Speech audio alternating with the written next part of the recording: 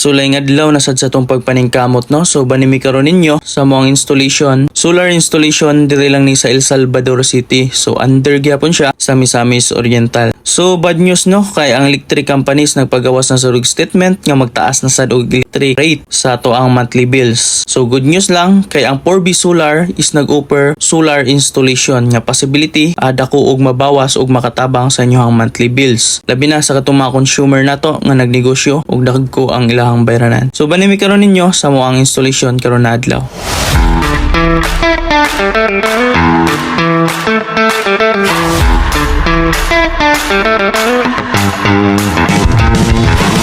So sa wala madugay no is nabot namin sa location ni client. So from Cagayan de Oro City to El Salvador City is almost mga 30 minutes lang ni nga biyahe no gikan sa Cagayan de Oro City. So ato na din gipa-pull out ang ato ang mga tanang materials nga gamiton sa ato ang solar installation karon na adlaw. So thankful kita ni client no kay kitang napili niya nga mo install sa iyang system. So gikan pa gid ni og Japan ni si ma'am. Kani di ay nga setup no is nasa 12 kilowatt hybrid system nga setup. So kani nga panel lamang ginagamit is nasa mga 610 watts kada isa. So bifacial na sad ni siya type sa to ang panel. Modern ni nga mga panel nga gawas. Guwapo sad kayo ang location ni ma'am no kay igo kaayo sa adlaw gikan from morning padulong adto sa hapon. So ang gina-supplyan day nato ani no target supplyan ani nga solar. Sa pagkakaroon is nayupat kay aircon si ma'am nga supplyan ani ato ang solar. Og plan niya magbutang og refilling station tulo ka motor diri sa tubangan. So dako og katabang og gamit ang solar nga iyang gipa-install sa umaabot niya nga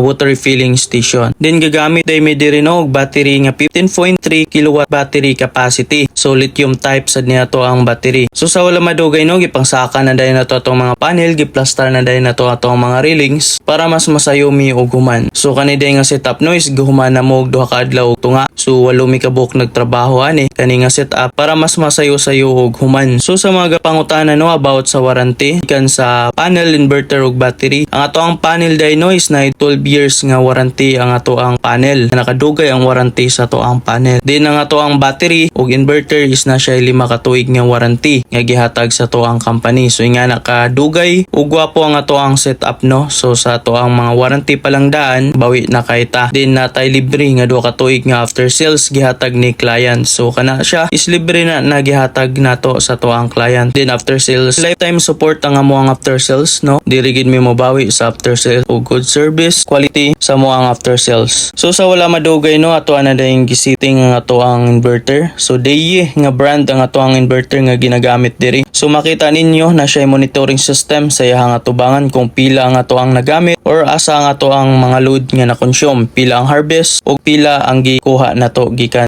solar installation. So sa wala madugay no ato anang gi-turnover ang ato ang unit solar system setup. So satisfy na sad si ma'am gi step by step na to discuss sa iya tanan-tanan nga function sa to ang solar. Daghan kayong salamat sa pagsalig ma'am. 4B Solar Services located lang ni siya diya sa 916 Street, Barangay Nazaret, Cagayan de Oro City. Mga pangutana na og interested is pwede kayo mo visit sa to ang office. Daghang salamat. God bless everyone.